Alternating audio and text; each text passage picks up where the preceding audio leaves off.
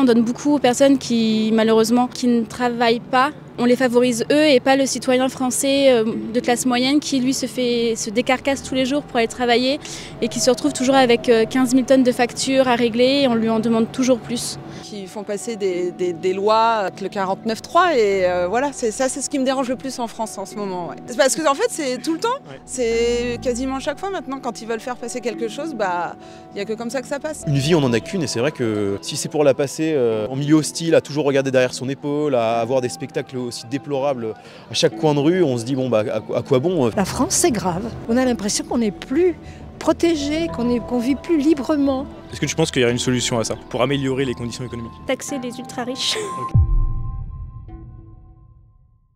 Aujourd'hui, il y a une statistique qui montre qu'un jeune sur deux souhaite quitter la France et aller habiter dans un autre pays. Est-ce que tu comprends cette statistique et comment tu l'expliques? Mon frère l'a fait. Ah oui? Il est parti en Thaïlande, là. Ok. Ça va bientôt faire 1 an. Donc je vois qu'il est beaucoup mieux.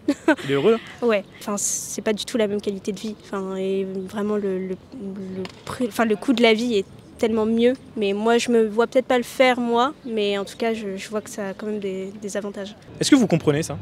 Difficilement, parce que c'est eux qui feraient l'avenir de la France. Ces gens-là, s'ils restent en France, s'ils se dévouent un peu, s'ils travaillent, s'ils cherchent, s'ils ont des idées pour améliorer la situation. C'est quelque chose que je comprends, on en voit beaucoup, hein. Même moi j'ai fait avec mon meilleur ami, on est parti en Pologne pendant 6 mois, c'est un Erasmus. Et je dois bien avouer qu'on a vécu l'une des meilleures vies qui nous a été donnée de vivre. En tout cas en termes d'atmosphère, c'est vrai que la Pologne, nous typiquement on est arrivé assez tard le soir, on a croisé des filles qui étaient habillées vraiment très très légèrement. Et ça nous a assez étonnés parce que c'est quelque chose à part dans certaines villes anglaises, qu'on voit pas beaucoup en Europe de l'Ouest, parce que les filles savent très bien que ça devient compliqué à partir d'une certaine heure de sortir. Et puis en fait, après, on a découvert que c'était normal et on a pu goûter la légèreté de l'existence qu'avaient pu goûter peut-être nos parents ou nos grands-parents. Je pense que ça traverse l'esprit de beaucoup de jeunes personnes en France parce qu'une vie on n'en a qu'une et c'est vrai que si c'est pour la passer en milieu hostile, à toujours regarder derrière son épaule, à avoir des spectacles aussi déplorables à chaque coin de rue, on se dit à quoi bon finalement, autant pour moi-même aller vivre ailleurs parce que je serais plus heureux, je vivrais plus longtemps et puis même pour peut-être y construire une famille. Donc je comprends ça. Perso, c'est quelque chose que je ferais et dans mon entourage, il y a beaucoup de personnes qui souhaitent partir dans notre pays. Il faut quand même oser aller dans un autre pays et tout remettre en question. Mon fils qui a 18 ans, lui, aimerait bien partir au Japon, okay. Mais parce qu'il y a une façon de vivre là-bas qui lui plaît beaucoup. À mon avis, ça me semble être une réaction plutôt de l'ordre du réflexe reptilien de la sauvegarde de soi, pas calculée par un raisonnement, parce que peu de gens portent un regard critique, historique sur des questions comme l'immigration, la sécurité, etc. Donc je pense que c'est de l'ordre du réflexe entre guillemets animal, sans vouloir trop centrer sur la biologie. Donc en majorité, et je pense qu'ensuite il y a d'autres gens qui ne trouvent plus leur compte tout simplement en France, parce qu'ils ont peut-être une perte totale de repères, comme ça arrive avec le camp identitaire de droite. C'est simplement une réaction symptomatique du fait que ce soit dans la culture, que ce soit dans même les vêtements, même la manière dont on va s'exprimer, etc. C'est vrai qu'il y a une espèce de glissement qui est en train de s'opérer. Il y a des gens qui se reconnaissent dans ce glissement-là, puis il y en a d'autres qui... Vraiment, c'est pas des récalcitrants, mais c'est vraiment, il y a un truc qui fait obstacle, quoi. Je pense que c'est de la curiosité, d'aller voir ailleurs. Et peut-être qu'après, ça permet de mieux se rendre compte de ce qu'on a ici aussi. Je pense que les personnes qui décident de s'installer ailleurs reviennent en France parce qu'ils considèrent que la France a des meilleurs services. Je pense que la France a des bons services.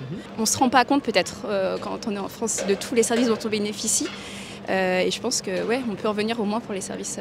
Tu penses à quel service en particulier? La santé, je dirais en premier. C'est incroyable que tu me poses cette question parce que je suis littéralement prof et littéralement le système français, on le voit bien, l'éducation nationale va mal et clairement c'est un de mes projets depuis que je suis prof de m'expatrier et d'aller un petit peu voir ce qui se passe ailleurs, comment c'est au niveau de l'éducation et des systèmes éducatifs. Ton fils, quand il te dit qu'il veut aller au Japon, c'est pourquoi? C'est parce qu'il est fan des animés en règle générale? Il est fan des animés, mais il aime bien aussi leur culture et ils sont hyper respectueux et ça, il adore. Donc c'est vraiment un tout, c'est pas que les animés. C'est qu'il ne retrouve pas le respect qu'il voudrait en France?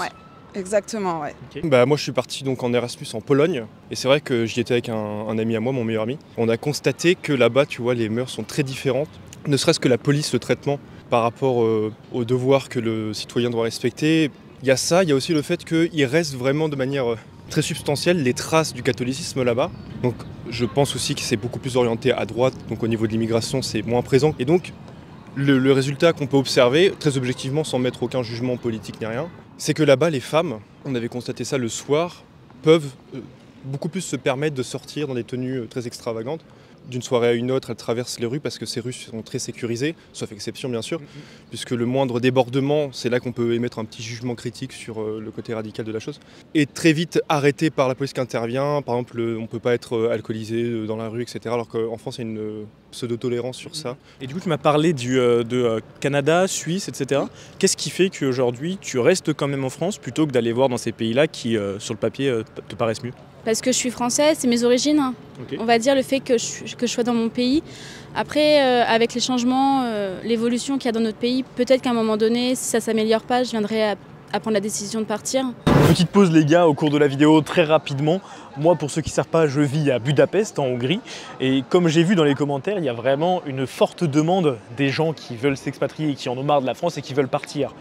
En description, je t'ai mis le lien vers une vidéo où je parle librement de pourquoi est-ce que je suis parti, les raisons pour lesquelles je suis parti et mon expérience, un peu un retour d'expérience sur la Hongrie. Si ça t'intéresse, que tu as déjà envisagé quitter la France mais tu ne sais pas où, pourquoi et comment, je pense que ça pourra te donner des pistes et ça pourra t'aider. Et pour ceux que ça pourrait intéresser, je propose maintenant des séjours en Hongrie, de venir me rejoindre en Hongrie à Budapest pour que je vous montre mon quotidien, mais aussi la qualité de la vie ici, les opportunités et un petit peu vous faire découvrir tout mon réseau ici. Je t'embête pas plus, merci pour ton temps, profite de la vidéo, pense à aimer, liker, tout ça, et bisous.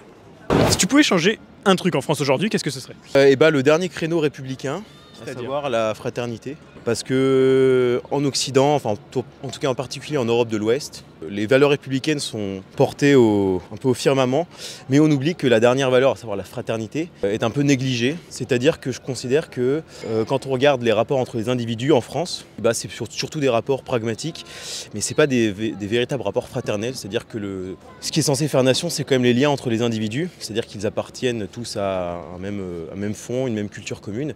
Et aujourd'hui, chacun revendique un petit peu son individualisme à outrance au détriment de la communauté, comme la base de la vie dans la cité, quoi. C'est cette chose-là que je changerais, quoi. L'économie.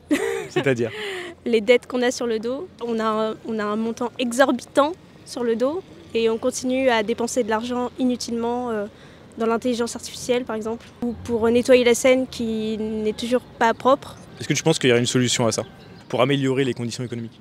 Taxer les ultra riches. Ok. Ouais.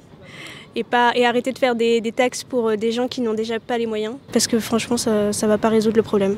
Dans les ultra riches, oui. Qu'est-ce qui te dérange en France? Ce qui me dérange en France. En ce moment, c'est plutôt la politique du président qui fait passer, enfin lui et son gouvernement, qui font passer des lois avec le 49.3 et voilà, c'est ce qui me dérange le plus en France en ce moment. Ouais. Okay. Parce que en fait, c'est tout le temps, ouais. C'est quasiment chaque fois maintenant quand ils veulent faire passer quelque chose, il n'y a que comme ça que ça passe. Donc ouais, je trouve ça dingue. Si tu avais une chose que tu pouvais changer en France, qu'est-ce que ce serait? Peut-être la reconnaissance envers les soignants, plus la mettre plus en avant. Pas attendre qu'il y ait un souci comme le Covid pour savoir qu'ils sont présents et qu'ils ont besoin d'aide tous les jours pour tout ce qui est gestion du travail ou autre. Est-ce que toi, tu es soignante du coup? Ouais. Et tu te sens pas récompensée pour ton travail aujourd'hui? Non.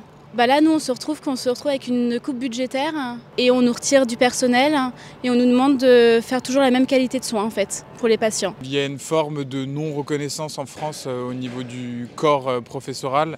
Et je pense que le fait de m'expatrier, ça me permettrait de redonner sens à ce que moi j'ai voulu faire au début, c'est-à-dire simplement délivrer un savoir en fait. Et j'ai l'impression qu'aujourd'hui, effectivement, quand on est dans la salle de classe, en tout cas moi dans mon boulot, tout se passe bien parce que j'adore mes élèves et que j'adore ce que je fais. Mais tout ce qui est à côté, tout ce qui est en dehors de la classe, ça va pas du tout. La France, c'est grave. Pourquoi? Qu'est-ce qui est grave en France? Écoutez, on a l'impression qu'on n'est plus protégé, qu'on vit plus librement.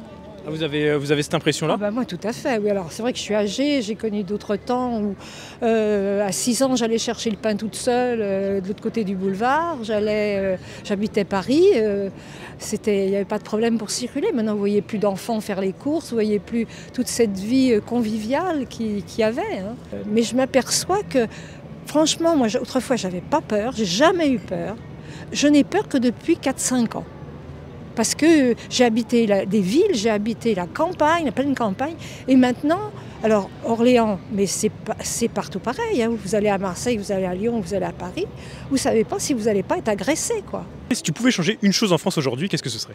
Eh ben, je trouve qu'il y a, c'est le sujet d'actualité, mais il y a trop de racisme en ce moment, et je trouve que, il faut être plus indulgent et accepter plus de monde, quoi. On est un pays assez ouvert, et je trouve que les gens ne le sont pas assez, en fait. T'as l'impression que c'est en hausse ou que ça a toujours été le cas ? Ouais, en hausse. Comment ça se fait ? Je sais pas trop. Je pense que les gens sont assez centrés sur eux-mêmes, et il y a beaucoup d'individualisme, et je trouve que les gens sont vraiment centrés sur eux-mêmes. On le voit encore justement avec la montée de l'extrême droite, on le voit de plus en plus, que les gens ils se désolidarisent alors qu'on devrait s'entraider. Ils se désolidarisent d'entre eux, tu veux dire ? Ouais. Donc là, vous pensez que les gens sont individuels ? Pourtant, on est quand même un pays qui se vante d'être assez basé sur les aides sociales. Solidaire quand on est dans la misère, okay. Ou quand on est un peu au bout du bout, mais en attendant qu'on ait besoin des autres, on se concentre que sur notre nombril. J'ai l'impression que chacun, et de plus en plus en France, vit pour soi, en fait. Dû à quoi ? Globalement, le climat politique, j'ai l'impression que les gens se protègent de quoi, je sais pas, mais en tout cas, ont l'impression d'être en danger. Enfin, j'ai entendu des personnes me dire que la France ne leur convient plus parce qu'ils ont l'impression que effectivement tout le monde vit pour soi, quoi. Il y a un vrai problème. Pourquoi est-ce que la France, qui est quand même le pays des droits humains dans le monde, pourquoi est-ce qu'on ne respecte pas ça ? Pourquoi est-ce qu'on ne respecte pas notre prochain ? Pourquoi est-ce qu'il y a une réelle scission entre les gens ? Je sais pas, en fait. Il y a vraiment quelque chose. C'est une impression. Hein. Je dis pas que tout le monde pense comme ça, mais autour de moi, en tout cas, dans ma tranche d'âge, on va dire entre 20 et 27, 28, il y a une vraie prise de conscience de ce problème-là, quoi. En Occident, on a un rapport assez particulier à l'individu. Il suffit de parler avec des Japonais pour qu'on comprenne à quel point cet individualisme a été autant un moteur pour nous, parce qu'on s'est développé grâce à cet individualisme. Mais je pense qu'il a été aussi un cercueil. En tout cas, aujourd'hui, on le voit, puisque cet individualisme n'est plus l'endroit d'invention perpétuelle, n'est plus l'endroit d'un développement continu de notre culture, de nos techniques. Mais c'est surtout l'endroit d'un repli sur soi, sur tout ce qui n'est pas moi est abhorré, quoi. Et donc je pense que l'histoire de l'Occident est en partie responsable, mais il doit y avoir aussi, sans se le cacher, une influence politique qui surfe un petit peu sur cet esprit occidental d'individualisation, et qui fait que aujourd'hui on est tous molécularisés, on pense tous d'abord à soi avant de penser à la vie dans la cité, à la communauté, qui est quand même la base d'un peuple en bonne santé, quoi. Moi je viens du sud de la France, et là-bas il y a, je vais dire un exemple, mais c'est un exemple, il ne faut pas prendre à l'unité, c'est pas global, mais j'ai pas envie de paraître raciste en disant un truc comme ça, je me sens mal. Bah t'inquiète, je mettrai que tu veux pas paraître raciste. Ouais, non mais disons que il y a... Non, c'est vraiment horrible de dire ça. Il y a vraiment, on va dire, des arabes clichés. Des arabes clichés ? Ouais, je me sens vraiment mal de dire ça. T'es un fasciste ? Non. Justement, avant, moi j'étais pas fasciste, mais je me basais sur, vu qu'il y en a beaucoup comme ça, avant je me disais, s'ils sont tous comme ça, ok, il y a 2-3 exceptions, mais dans la globalité c'est comme ça. Et justement, c'est pour ça que je dis qu'il faut mieux éduquer les gens pour l'acceptation. Il faut pas penser comme ça. Je trouve que rien que quand on va dans les transports en commun, et tout, les gens ne sont pas respectueux et ils pensent qu'à eux, et voilà, c'est de pire en pire, je trouve. Tu le vis dans les transports en commun, des choses respectueuses ? Ouais, parce que je prends le tramway régulièrement, le bus, et quand rien que sortir du tramway, on ne vous laisse pas la place pour sortir. Enfin, le respect n'est plus de moins en moins là, en fait. T'as d'autres exemples comme ça d'incivilité que tu as pu vivre ? Ouais, dernièrement, un ami de mon fils qui s'est fait taper dessus parce qu'il a juste posé un regard sur quelqu'un, et ça n'a pas plu, alors que c'était rien de méchant, il a juste regardé quelqu'un, et voilà. Au lycée, je crois. Ouais, c'est ça, ouais. Il a regardé quelqu'un de son lycée, et ouais. il s'est tapé dessus ? Ouais. Donc ça vous est déjà arrivé, vous, de vous faire agresser ? Agresser, oui. Ici, sur Orléans, dans un quartier assez bien d'ailleurs, une femme voilée d'une 60aine d'années a craché devant moi et m'a traité de sale putain. Et j'ai pas compris. Ah, j'en sais rien. J'étais habillée pantalon noir, un blouson gris, un bonnet, sûrement parce qu'il faisait froid. J'ai pas eu de réaction. Quand tu dis arabe cliché, tu penses à quoi comme cliché dedans ? Je suis dans la sauce là. T'es pas obligé de répondre si vraiment ça te gêne. Non, En soi, c'est pas que ça me gêne, mais je veux pas dire des choses méchantes parce que... Pour bien qu'on parle de la même chose, j'aimerais être sûr de... Bah, je sais pas, pour moi, ce que j'ai vu, c'est un peu ceux qui... un peu qui foutent la merde pour se faire remarquer, qui se prennent pour des grands. Aussi ceux qui viennent en France mais qui détestent la France pour une raison qui est inconnue. Mais... T'as l'impression qu'il y a un climat un peu anxiogène en ce moment ? Ouais, un peu, ouais. Dû à quoi ça. Et ben, pas mal d'insécurité aussi. Ok. Ouais, donc ouais, quand on voit tout ce qui se passe, là dernièrement avec le rabbin chez nous, hein, le rabbin, l'histoire du rabbin. Rabbin, j'ai pas suivi. Ouais, c'était hier ou avant-hier, un rabbin qui s'est fait agresser par un adolescent là, à Orléans. C'était du racisme encore, et puis je trouve qu'on n'est pas forcément trop en sécurité. Ouais. Il a été agressé dans un quartier en plein jour. Il était habillé en rabbin. Bon voilà, mais on a le droit de sortir en rabbin, quoi. J'ai le droit de mettre un petit foulard, j'ai le droit de mettre une croix, j'ai le droit de mettre... En France, on devrait avoir le droit de tout ça. Et même si vous n'avez pas de signe significatif à l'extérieur, on vous attaque. C'est quand même pas possible, ça. C'est des choses qui n'existaient pas il y a encore quelques années. Jamais vu ça, moi. Jamais vu ça. Non, c'est la première fois. Si tu es né comme moi à La Rochelle, par exemple, tu n'auras pas trop envie de partir parce que tu as été habitué à une France magnifique avec un patrimoine architectural et historique et considérable.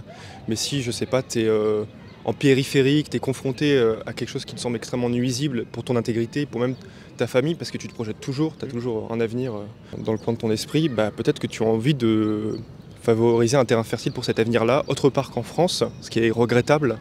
C'est pas normal, quoi. Des personnes à partir de 70 ans, moi, mes amies ne sortent plus. Elles vont plus dans la forêt d'Orléans, elles vont plus toutes seules. Vous vous rendez compte, c'est quand même grave ça.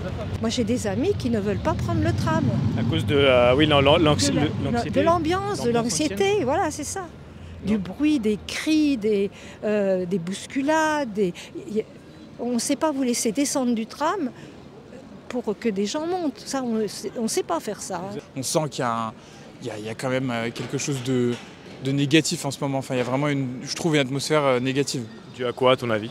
Je sais pas, il y a beaucoup de raisons. Je pense qu'avec tout ce qu'on voit, que ce soit à la télé, que ce soit sur les réseaux sociaux, j'essaie de pas trop regarder, mais les problèmes économiques, en France, l'inflation, le fait qu'il y ait des jeunes qui peuvent même pas justement subvenir à leurs besoins alimentaires quand ils sont étudiants, et globalement la politique. Ce que je veux dire, c'est que ce soit à gauche, que ce soit à droite, que ce soit au centre, que ce soit partout, il y a un vrai problème d'identité en fait. Plus personne se retrouve nulle part et on a l'impression qu'en fait tous les combats se valent quoi, et qu'on ne se retrouve plus nulle part. Je parle chez les jeunes en tout cas. En France, incontestablement, et on voit que c'est un phénomène presque même occidental, il y a une tendance à la détestation de soi, en particulier chez les jeunes générations. Mais c'est vrai qu'il y a quand même quelque chose d'assez intéressant, c'est que je pense qu'aujourd'hui on est dans un moment assez particulier parce qu'on n'arrive pas à savoir si tout est joué, à savoir si de toute façon c'est trop tard, le déclin est engagé et tout le monde va progressivement exhorter tout ce qui nous rassemble, le bien commun. Ou si ces petites lumières qui s'allument ici et là pourront devenir plus tard des plus grands foyers qui pourront nous permettre d'espérer une vie commune, d'espérer une relative fraternité qu'on adore scander sur la place de la République à Paris, mais qu'on voit en réalité pas beaucoup, quoi. J'ai l'impression que aujourd'hui, moi j'ai mon âge, j'ai 29 ans, je suis né en 95, quand on veut essayer d'aller un peu plus loin dans un sujet par exemple, et que tu veux vraiment accéder vraiment au fondement de cette pensée-là et en fait provoquer une espèce de débat philosophique, tu vois, en allant dans la sphère des idées, tout de suite c'est vu, c'est perçu par soit les gens de ma génération, soit les personnes qui sont un petit peu plus jeunes, comme quelque chose d'extrêmement redondant, qu'il faut absolument évacuer de la discussion parce que c'est mortifère, parce que ça va appesantir la chose et qu'il faut vite passer à des choses... Quand tu penses à redondant, juste pour être sûr de bien comprendre, tu penses à quelque chose qui serait vu comme ennuyeux, un peu lourd et qu'on a envie de quelque chose de plus léger ? Voilà, c'est ça, c'est mon sentiment personnel que je partage ici. Il y a des choses qui te dérangent en France, qui vont pas bien en ce moment ? Alors oui, il y a plein de petits trucs, mais... Style ? J'en sais rien, on va pas rentrer dans tout ça maintenant. Qu'est-ce qui fait que tu es fière d'être française aujourd'hui ? De ce qu'on a en France, déjà la sécurité sociale. Forcément, dans plein de pays, ça n'y est pas. Et là, pour le coup, on a cette sécurité-là. On a quand même des choses bien, mais bon, il y a des choses à revoir, quoi. La sécurité sociale, elle t'a remboursé combien tes lunettes ? C'est ma mutuelle qui m'a remboursé mes lunettes. Oui, c'est une petite question piège, je sais très bien combien Ouais. ils remboursent. Non, c'est la mutuelle qui a remboursé les lunettes. Ok, c'est fou. Est-ce que tu sais combien tu cotises pour la sécurité sociale? Pas trop, non. Je m'en rends pas vraiment compte parce que, vu que... on donne notre carte vitale et que on a les remboursements qu'on a et je sais pas trop combien on nous prend sur le salaire, j'en sais rien du tout. Comment est-ce que tu vois l'avenir en France dans 5-10 ans? Je me dis que la situation en France, elle est peut-être un peu aggravante, peut-être un peu alarmante. Mais une partie de moi me dit, à d'autres moments dans l'histoire de France, ça a été difficile, ça a été compliqué. Et il y a eu des gars qui se sont dit, coûte que coûte, on va essayer de passer par-dessus cet inconfort pour améliorer les choses. Et je crois que c'est un petit peu l'état d'esprit dans lequel je suis. Je me dis que peut-être à ma mesure, à l'avenir, si je peux avoir une quelconque responsabilité pour améliorer ces choses, faire en sorte que mes enfants vivent dans un monde un peu moins moisi que le mien, je m'endormirai avec un peu moins de culpabilité, quoi. Et donc, moi, j'ai un grand-père qui a fait la Seconde Guerre mondiale, et lui, l'état de la France était assez déplorable quand il avait 18 ans, et il s'est engagé à l'armée, il s'est engagé dans la résistance. Il a fait beaucoup de choses qui auraient pu lui coûter la vie, et il a surmonté une situation un peu délicate pour essayer de donner aux générations suivantes un cadre de vie un peu meilleur que le sien, quoi. J'ai peur qu'il puisse y avoir, avant 5-10 ans, ou alors peut-être même dans 5-10 ans, une espèce de guerre interne, tu vois, une espèce de guerre civile. Alors c'est très... c'est ridicule que ça peut vraiment être l'objet d'une satire, ce que je suis en train de dire, mais moi j'y pense très régulièrement. Je me dis, mais il y a tellement de confrontations à l'échelle individuelle, pas de confrontation, mais disons de rancune, de colère qui s'accumulent et d'impossibilité de communiquer, d'avoir des courroies de transmission qui soient saines, que ça peut vraiment faire grossir des querelles qui se transforment en affrontements. On voit au niveau des manifestations, au niveau d'autres pays en Europe et même en Angleterre où commence à y avoir des litiges de plus en plus prégnants. On se dit, est-ce que ça peut prendre cet aspect-là même en France? Moi je pense que oui. Beaucoup de choses qui vont se détériorer, je pense, si on reste comme ça, dans le sens où on fait rien pour le citoyen classique. On ne l'aide pas, on donne beaucoup aux personnes qui, malheureusement, moi c'est mon point de vue, qui ne travaillent pas, qui font pas l'effort de se lever, d'aller travailler. On les favorise eux et pas le citoyen français de classe moyenne qui lui se décarcasse tous les jours pour aller travailler et qui se retrouve toujours avec 15 000 tonnes de factures à régler et on lui en demande toujours plus. En fait, avec mon mari, on se pose de plus en plus de questions et on se demande pourquoi on reste là, quoi, parce qu'on en a marre des gens en France. On va marcher dans la rue, ils vont même pas se pousser, ils vont venir devant vous, ils vont rester là et ils vont pas se pousser. Et si on leur rentre dedans, l'autre jour ma fille, elle se pousse un peu, il y a une dame qui arrive, elle se pousse pas, puis elle lui rentre dedans et elle lui dit vous pouvez me respecter. Et ma fille dit mais moi aussi vous pouvez me respecter. On est un peu dans la queue de comète de mai 68 où le jouissez sans entrave commence à fatiguer un petit peu les gens. Je pense que cette destruction totale de tout ce qui pouvait unifier les individus, tout ce qui pouvait les arracher à leurs simples petits instincts animaux, ça a tenu le coup parce qu'il y avait un gros appareil idéologique derrière. Il y avait aussi un contexte, je pense, un contexte économico-social. La génération, peut-être pas de nos parents, mais les grands-parents de certains qui regarderont ta chaîne, ont vécu dans un moment de l'histoire une espèce de parenthèse dorée où c'était possible. C'était possible de prendre le plaisir comme horizon indépassable de son existence. Aujourd'hui, c'est plus compliqué. Les conjonctures économiques sont hostiles à ça. Tout est très hostile. Et donc, il y a eu un revirement de situation par usure d'un phénomène et puis aussi par la force des choses. Le contexte a changé. L'époque n'est plus la même. Et le monde redevient hostile et nécessite alors de s'endurcir et de redevenir un peu capable de percer à travers ce qui s'oppose à nous, quoi. Si on écoute Macron, on va être en guerre, là. On va devoir sortir les armes. Je le sens mal. Et puis même, encore une fois, de la montée de l'extrême droite et de tout ce qu'on va pouvoir subir. Si on remonte 50 ans en arrière, je pense qu'on revoit exactement la même chose qu'aujourd'hui, à des niveaux... toutes choses égales par ailleurs, évidemment, mais je pense que voilà, c'est un perpétuel recommencement. La vie ne fait que... Voilà, c'est une boucle sans fin. Je pense que l'un des grands piliers du changement pourrait peut-être être de cesser de dévaloriser ce qui nous rassemble, ce que nous avons de commun, à savoir la culture. Je ne pense pas dire une énorme bêtise en disant qu'aujourd'hui les médias mainstream ont tendance à casser assez rapidement du sucre sur le dos de ce qu'on appelle un peu grossièrement la culture française. Donc je pense que d'abord réaffirmer les grands jalons de la culture française, que ce soit son histoire, son identité, sa grandeur, ses défaites si l'on veut, parce que je pense qu'une communauté elle est aussi soudés autant dans les grands moments que dans les pires moments. Mais je pense que revenir sur les grands moments de l'histoire, sur ce qu'on a acquis, les institutions, toutes ces choses-là, tout ce que nous avons de commun, tout ce qui s'extirpe de notre propre petit nombril, peut être une voie pour essayer de non seulement refaire en sorte que les Français qui sont là depuis des générations redeviennent fiers de leur patrimoine, redeviennent fiers de leur identité, mais également que les nouveaux arrivants, si l'on peut dire, puissent aussi avoir un corpus auquel ils puissent s'agréger. Parce que c'est ça le problème, c'est qu'en flagellant systématiquement l'histoire de France, ou sa culture, ou son identité, et ben les nouveaux arrivants n'ont quelque part pas d'autre choix que de se replier sur la seule chose qu'ils ont à leur portée, c'est-à-dire leur héritage culturel à eux, leur origine, qui d'ailleurs parfois ne connaissent peut-être pas ou pas beaucoup, mais c'est la seule chose qu'ils ont à leur disposition, quoi.